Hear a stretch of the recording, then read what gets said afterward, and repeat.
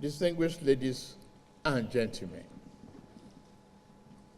with profound honor, I stand before this joint session of our National Assembly, a parliament that embodies the will of Nigerian people.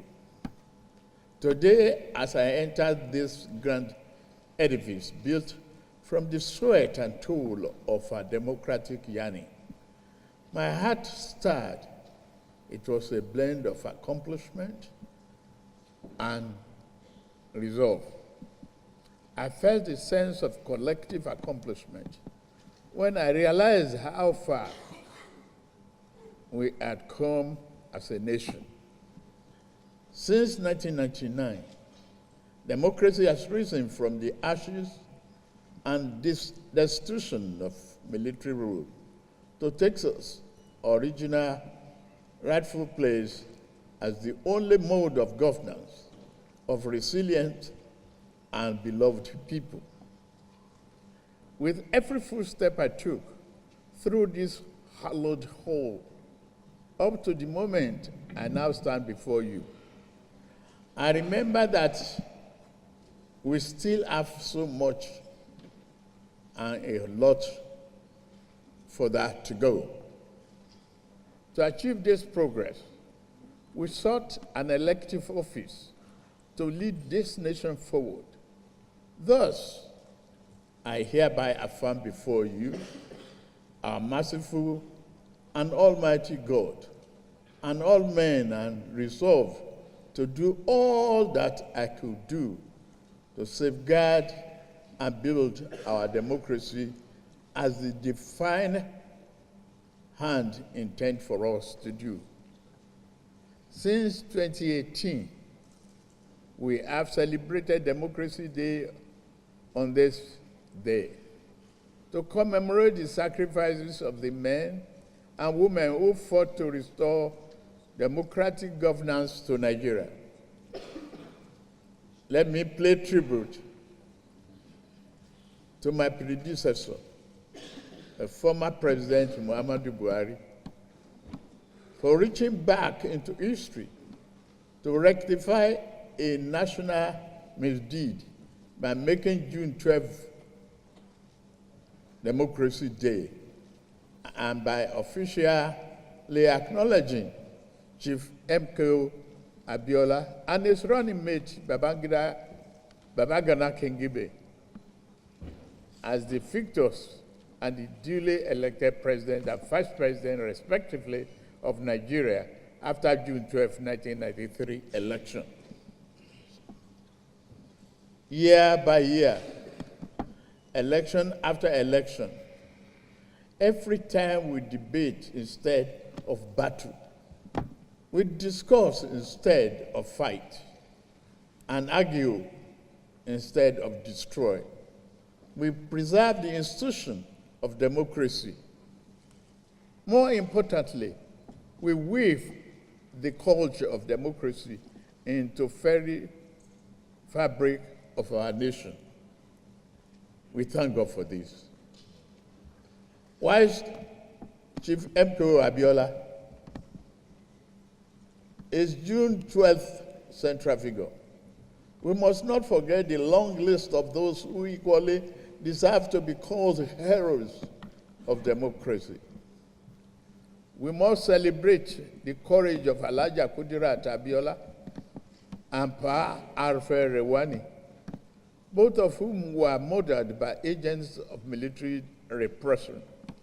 We also remember the many civil rights activists, journalists, and politicians imprisoned, exiled, tossed aside, tortured, and beaten by the military regime.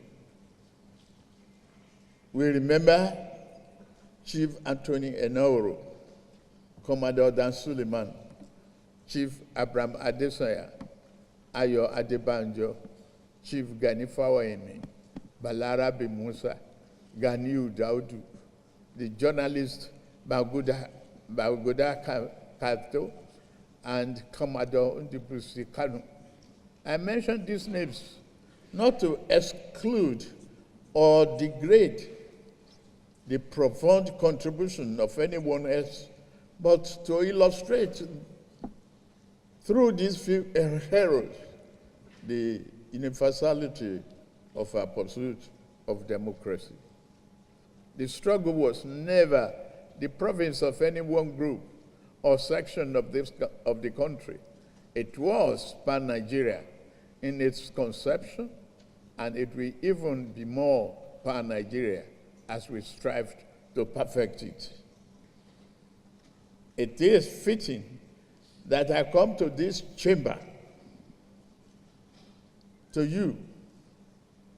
You are the authors of the People's Law, and I must be their faithful implementer.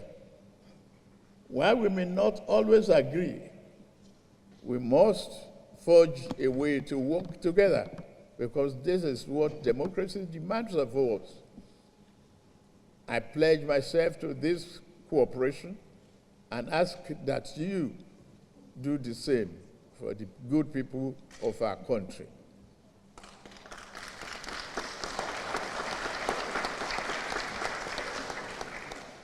Mr. Chairman, the National Assembly has acted to uphold democratic ideas at every critical moment in our nation's history. In 2006, the Fifth National Assembly protected our democracy against unseemly third-term bid that would have ripped our Constitution apart. In 2010, the National Assembly, through the doctrine of necessity, opened the door for then Vice President Goodluck Jonathan to become the acting president following the illness of his predecessor. Even under the military, the National Assembly tried to protect our democracy.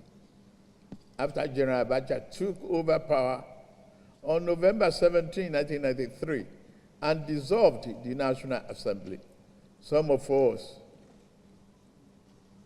led by Senator Ame Ebute, the Senate President of the Third Republic, defied the general and his goons, and we reconvened Old Parliament building in Lagos and declare that regime illegal.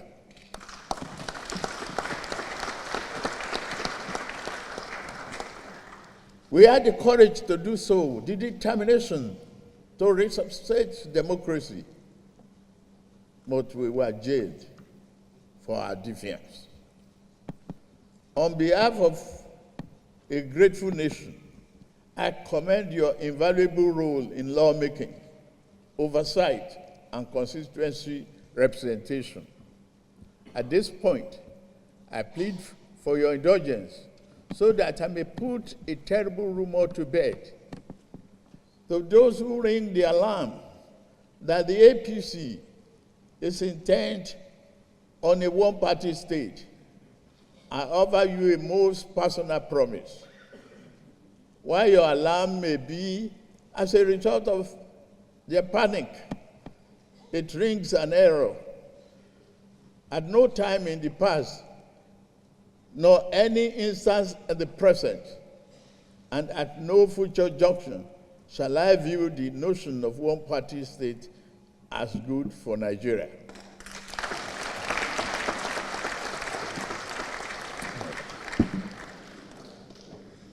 I've never attempted to alter any political party registration with INEC.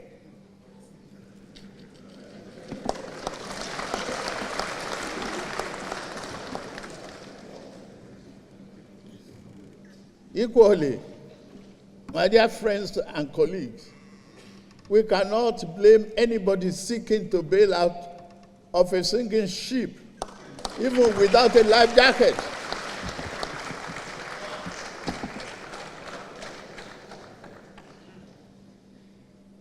Look at my political history. I will be the last person to advocate such a scheme. in year 2003, when the then governing party tried to sweep the nation clean of political opposition through plot and manipulation, I was the last progressive governor standing in my region.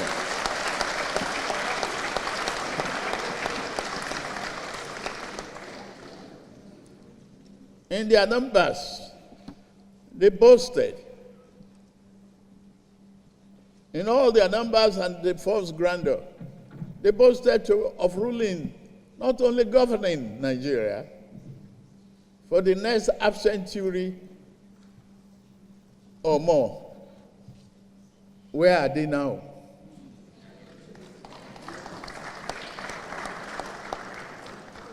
Yet I stood alone. My allies had been induced into defeat. My adversary held all the cards that mortal man could carry. Even with all of that, they could not control my destiny and could not control our national destiny, because fate is written from the above.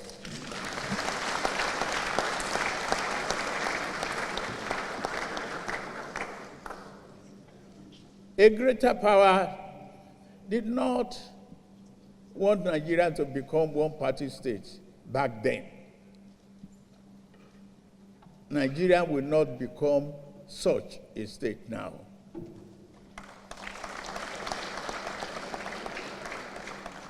The failed effort to create a one-party state placed progressive political party forces on a trajectory to form the APC.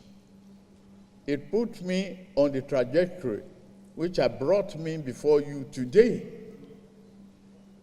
I dare not such a favor to any political adversary by repeating the same mistake of political overreach.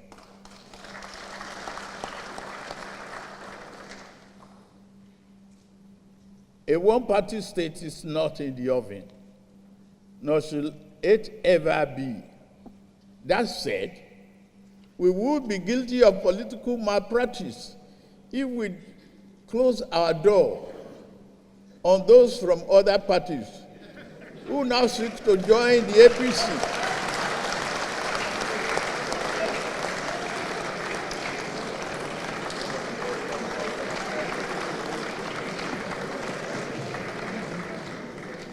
I sincerely welcome our party's newest members from Delta and Akwa Ibom State,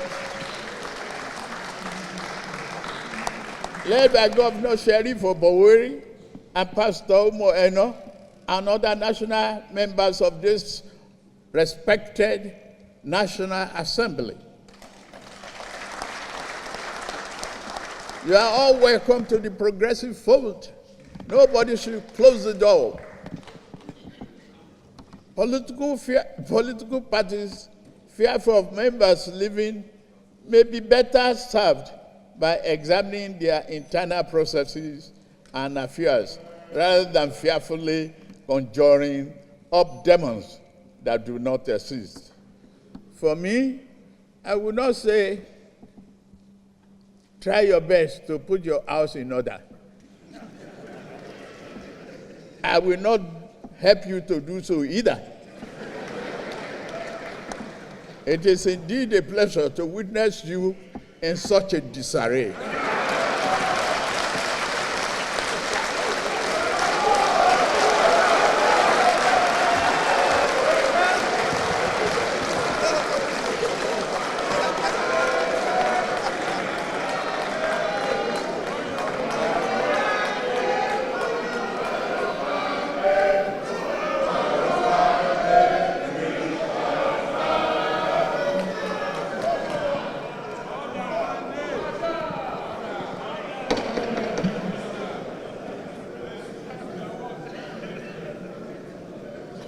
We must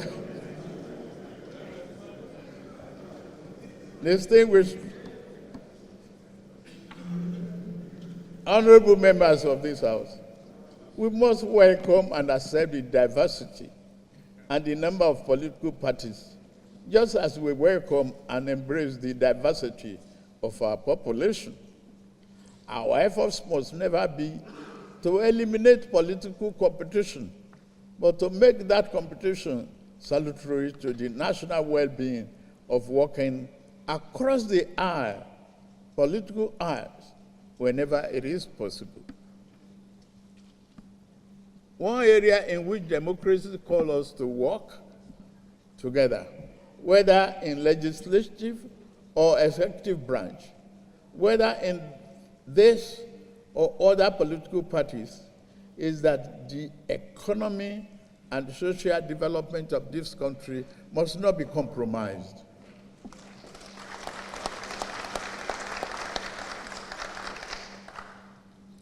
On assuming office, my team and I moved to reform our ailing economy.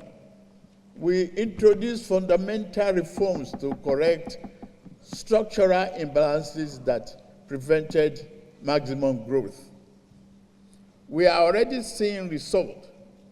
The GDP grew by 3.4% in 2024, with quarter four hitting 4.6%, the highest quarter of growth in over a decade. Inflation is easing gradually, steadying the price of food staples like rice and beans. Our net foreign reserve have increased fivefold, and the Naira exchange rate has stabilized.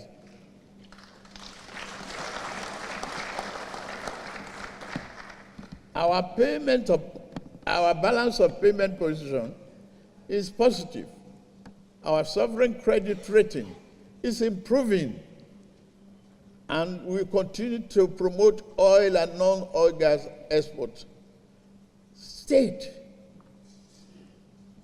do not need to go about borrowing to pay salaries anymore. In less than 1 year, over 100,000 Nigerians, including 35,000 civil servants, has benefited from affordable consumer credit through the Nigerian Consumer Credit Corporation, enabling them to purchase vehicles, light up, and improve their well-being, and purchase life essentials. This July, we will launch a bold new initiative to empower 400,000 young Nigerians, including youth corpers, with consumer credit.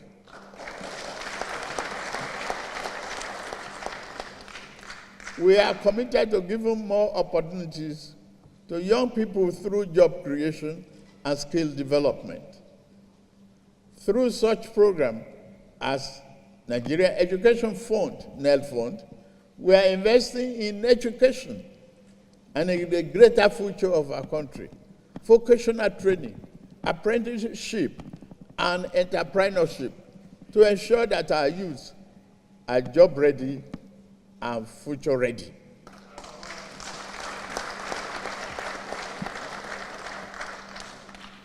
In addition, we have embarked on an ambitious project to lay fiber optic cables across the nation, a transformative step towards bridging the digital divide and fostering greater connectivity.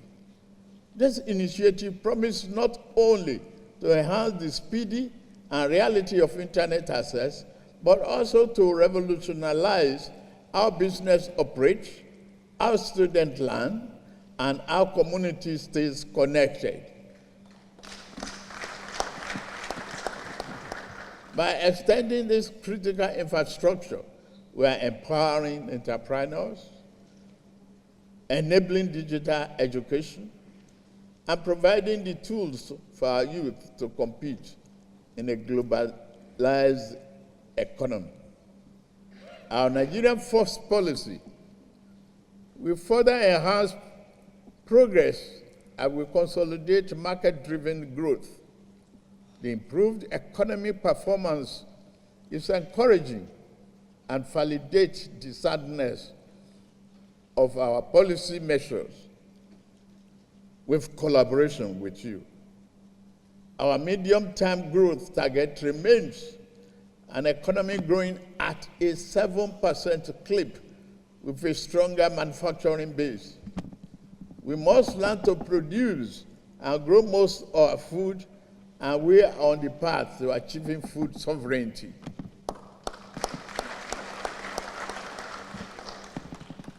These and other reforms have placed the economy on a more rational footing, where critical decisions regarding the large-scale investment can now be made.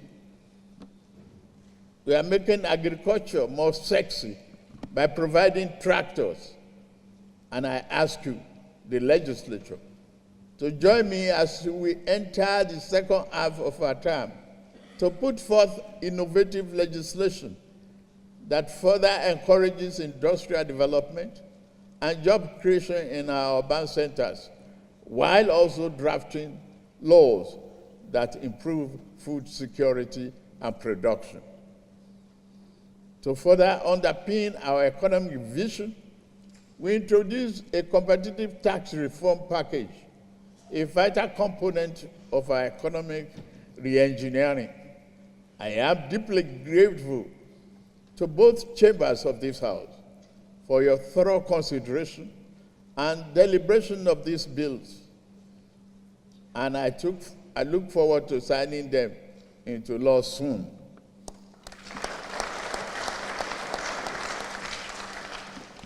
Again, your collaboration across party lines on these bills has been a model of democratic partnership. You are great. As elected leaders, we must continue to do more to make real the dream of Nigerian political and economic democracy. We must be vigilant in expanding the political space. We must always value dialogue over dictatorship, persuasion over suppression, and rights over might. We be tolerant and broad-minded in our legislative action regarding speech and civil liberty. Do not be afraid to bear an unkind word spoken against you. Some of the best advice a politician gets sometimes comes from his most ferocious opponents, if they think well, though. We do not seek silence because the imposed silence of repressed voices may breed chaos and ill will. Not the harmonic of democracy in the long term. While malicious slander and libel should not go unattended, no one should bear the brunt of injustice for merely writing a bad report about me or call me names. Democracy requires a fair degree of tolerance for harsh words and stinging insults, particularly when they are pained because of their losses. Call me any name. I'm not here to make you happy politically. And I will still call upon democracy to defend your right to do so.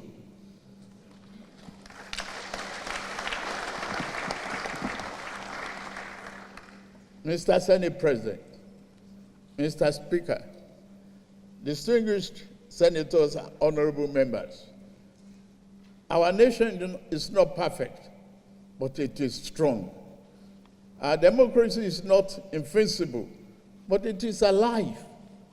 And this means our dream of a prosperous, happy nation is still within reach and worth fighting for.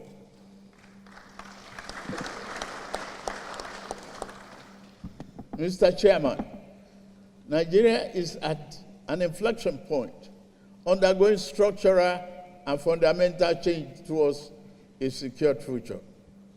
Our administration is fully committed to boosting the economy and productive base through investment in critical infrastructure, roads, expansion of port operations, rail, and power. We are creating a new environment in which industry and manufacturing can thrive. Our tax and fiscal policy reform will streamline taxes, administration, and eliminate burdensome or multiple taxes, enabling our industrialists and entrepreneurs to operate in a more conducive environment. Governors must work and deliver value to the people. As part of our tax reform, we have provided small businesses with an exemption of tax, established the Office of Tax Ombudsman, and ensure transparency and protect taxpayers' rights. Digital tools now help us track performance and reduce waste. The diaspora's bond and non-resident BVN are bringing Nigerian abroad into national development fold. In line with my promise during the New Year address to the nation, I recently appointed the board of directors of the newly established National Credit Guarantee Company. The company backed with 100 billion naira in an initial capital.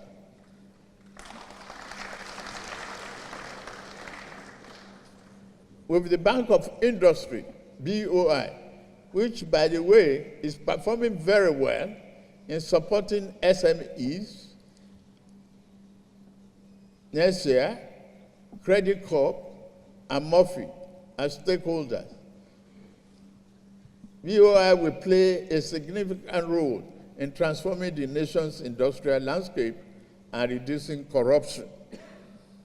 National security is the foundation of peace and progress. We have intensified security operations to reclaim communities from criminals and terrorists. We are better at coordinating intelligence and interagency cooperation. It has proved well for us.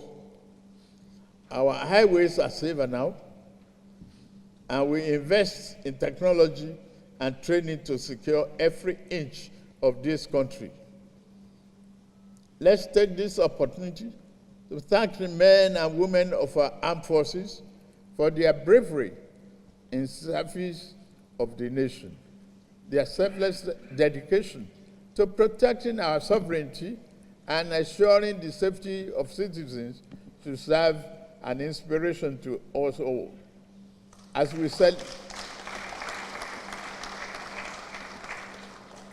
celebrate the progress of our democracy, we must not forget the pivotal role they play in safeguarding our freedom.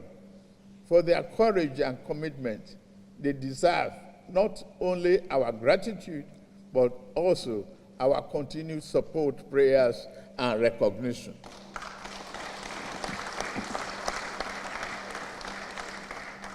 May God continue to keep our men and women safe. Fellow compatriots, our achievements are not the work of one man. They are the result of a collective effort to make possible the Nigerian dream. Yet the journey is not over.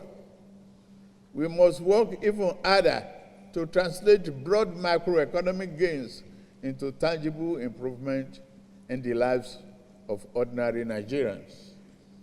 We must stay the course, reject cynicism, and believe Nigeria can and will rise again.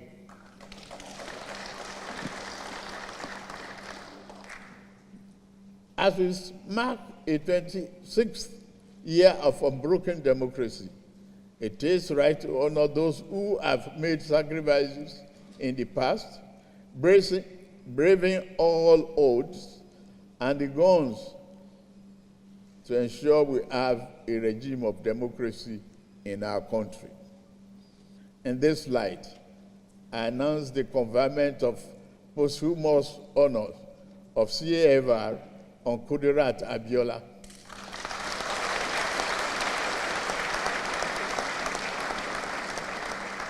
The heroine of our June 12th struggle. I also confer posthumous honor on Sheikh Musa Yar'Adua, GCFR, and Professor Humphrey Nwosu, CON,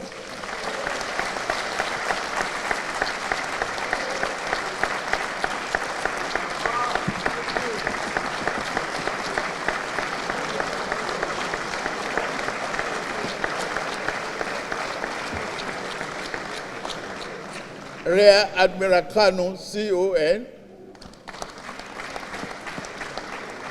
Balarabe Musa, CFR, Paul Alfred Iwani, CFR, Bagabda Kato, OON, Chimaubani, OON, Dr. Bekora Samputi, CON, Alao Akabasomrum, CON, Chief Franco Kori, CON, Ima Ezeazu, Bami, COON, Bamidele Aturu, OON, Frederick Fashem, CON, Professor Festus Iyayi, CON, Dr. John Yimasen, OON, Alaja Sawaba Gambo, CON, Dr. Edwin Madunagu, CON, Dr. Alex Ibru, CON, Chief Bola Ige, CFR, Ruben Fasoranti, CFR, Senator Ayo Fasami, CON, Senator Polycarp Nwite, CON, and Dr. Nuruddin Oluwokoko, CON. I also have the honor to confer on Professor Wole Soyinka, GCON,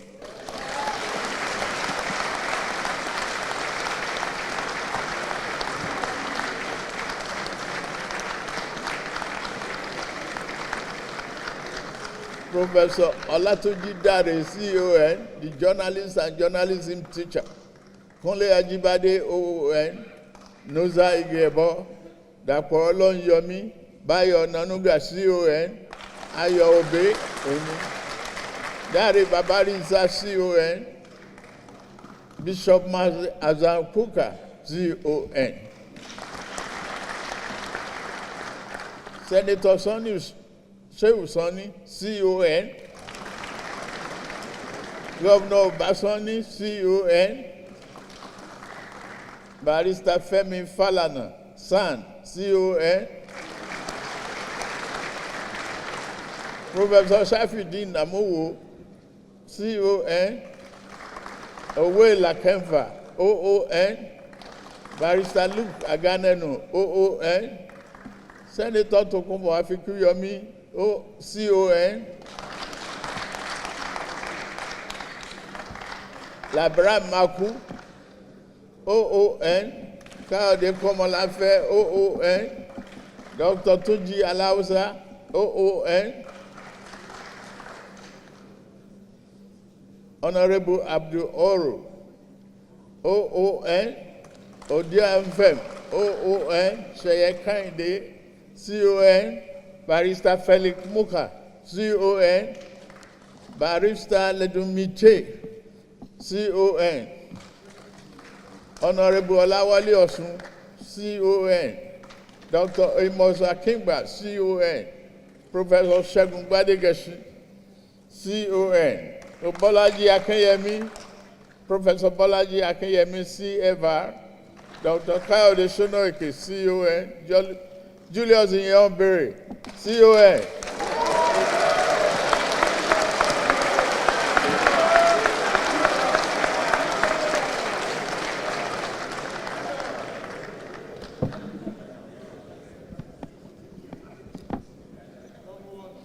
Lieutenant General Ikuola Alani Akinriyade, retired, GZON. Professor Bayo Williams, CON. Senator Abu Ibrahim, CFR. Senator Ame Bute, CFR. Additionally, I conferred the national honor of CON on Uncle Sam Amuka Kwemu, a legendary journalist and the publisher who remained true to his lifetime calling as he marks his 90th birthday tomorrow, June 13. Furthermore, I also confer posthumous national honor on Ken Sarawiwa, CON.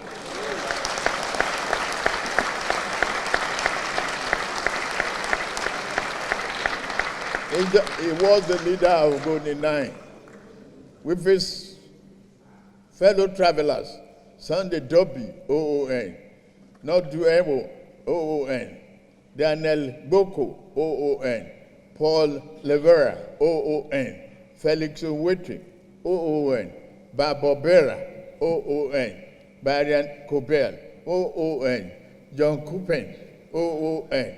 I shall also be exercising my prerogative of mercy under the prerogative of mercy to grant these national heroes a full pardon.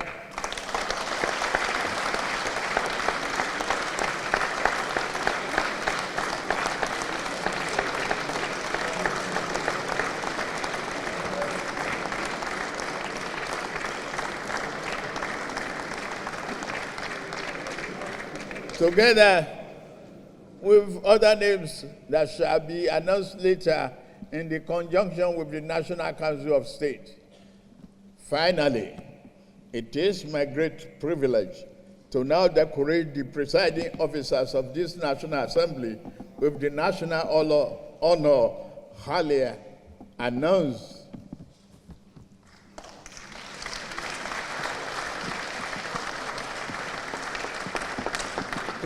Presiding officers, so please.